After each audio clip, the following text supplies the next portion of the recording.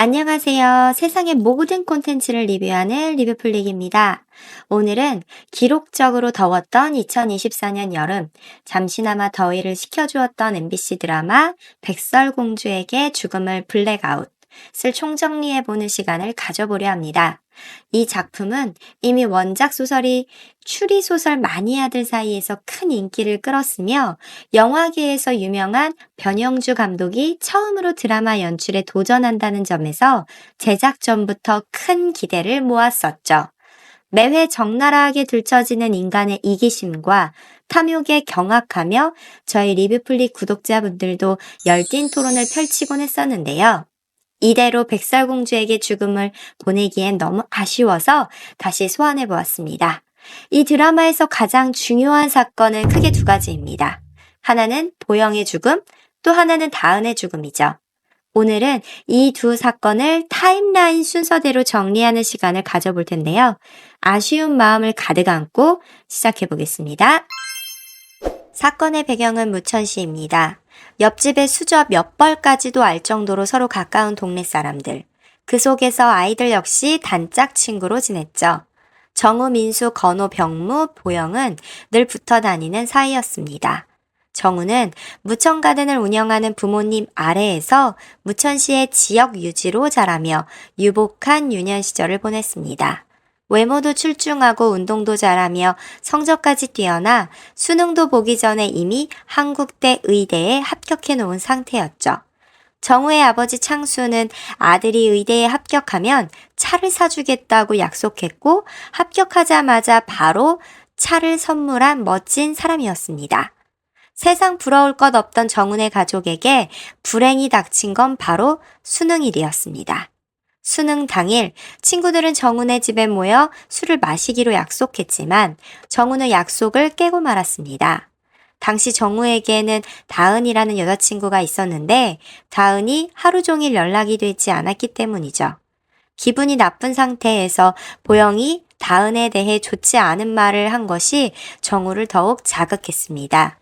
보영은 자신의 엄마와 건우, 수호의 아버지 구탁의 불륜 현장을 목격해 슬퍼하던 상태였기 때문에 그런 말이 나왔을지도 모릅니다. 정우는 기분 이상의 약속을 깨고 혼자 술을 마시다가 블랙아웃 상태에 빠졌습니다. 다음 날 정우는 깨어나 보니 보영과 다은을 살해한 살인범으로 몰려 있었습니다. 그날의 기억이 전혀 나지 않았지만 경찰의 자백 강요에 의해 정우가 저지른 일로 결론이 나고 결국 정우는 10년간 복역하게 됩니다. 10년간의 복역 생활 동안 모두가 정우를 외면했지만 덕미라는 이름으로 학창시절부터 정우 곁을 지켜온 친구만이 그의 곁에 있었습니다. 이후 덕미는 연예인이 되어 최나겸으로 개명하고 성공 가도를 걷고 있지만 여전히 정우의 유일한 벗으로 남아 있습니다. 먼저 밝혀진 것은 보영의 죽음에 대한 진실입니다. 보영은 사망하던 그날 밤 민수, 병무, 건우와 함께 정훈의 가족이 소유한 창고에서 술을 마시고 있었습니다. 그 창고는 아이들에게는 평소 아지트 같은 장소였죠. 술이 어느 정도 들어가자 술이 부족해진 건우가 더 가져오러 간 사이에 남아있던 민수, 병무, 보영은 사소한 말다툼을 시작했습니다. 그리고 홧김에 민수와 병무는 보영에게 절대 해서는 안 될 짓을 저지르고 말죠. 그 후 돌아온 건호를 보고 놀라 도망치려던 보영은 그만 넘어지며 머리를 부딪혀 사망하고 말았습니다. 아이들이 어찌할 바를 몰라 우왕좌왕하는 동안 이 장면을 목격한 덕미는 대범하게 사건을 지휘하며 보영의 시신을 치우고 현장의 증거를 지우도록 했습니다. 건호는 아버지 구탁에게 도움을 청했고 구탁은 민수와 병무의 아버지 흥수 그리고 추호까지 불러 계획을 공유했습니다. 시신을 처리하려던 중 구탁은 경찰서의 갑작스러운 호출로 계획에 함께하지 못하고 흥수와 추호가 정우의 차를 이용해 보영의 시신을 옮겼습니다. 시신을 처리하려던 찰나 보영은 아직 살아있었습니다. 살려달라고 애원하는 보영을 본 추호는 후일이 두려워 삽으로 내리쳐 결국 보영을 무참히 해하고 말았습니다. 한편 창고에서 보영의 흔적을 지우고 있던 덕민은 갑작스런 인기척에 재빨리 몸을 숨깁니다. 그 인기척의 주인공은 다름 아닌 다은과 당시 그녀가 만나고 있던 남자친구였습니다. 그 남자는 국회의원 예영실의 남편이자 무천사랑병원 병원장인 형식이었습니다. 둘은 들어오자마자 19세 미만 관람 불가 장면을 연출했지만 그 장면은 오래가지 않았습니다. 평소 뛰어난 배우자인 예영실의 그늘에 가려 자격지심에 빠져 있던 형식은 다은의 몇 마디에 이성을 잃고 폭주하기 시작합니다.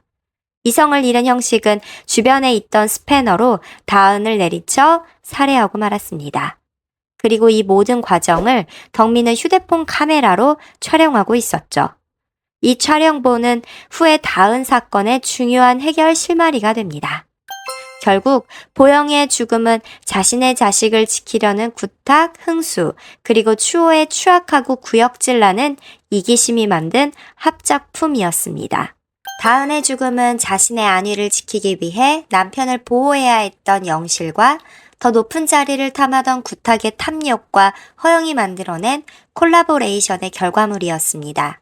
또한 지난 10년 동안 덕민은 정우를 소유하고 싶다는 욕망에 사로잡혀 모든 사건의 진실을 알면서도 정우 곁을 맴돌며 진정한 친구인 척하며 그를 농락해왔던 것입니다. 매 회마다 인간의 이기심이 어디까지 갈 수 있을까 하는 의문을 던져왔던 백설공주에게 죽음을 두 가지 주요 사건을 중심으로 정리해 보았는데 여러분의 생각은 어떠셨나요? 아쉽게도 백설공주에게 죽음을은 종영했지만 저희 리뷰플릭은 앞으로도 더욱 재미있는 콘텐츠 리뷰로 여러분을 찾아뵙겠습니다.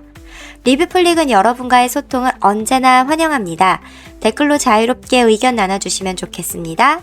오늘 분석이 재미있으셨다면 좋아요와 구독, 그리고 알림 설정도 잊지 마시고요. 그럼 다음 영상에서 만나요. 제발.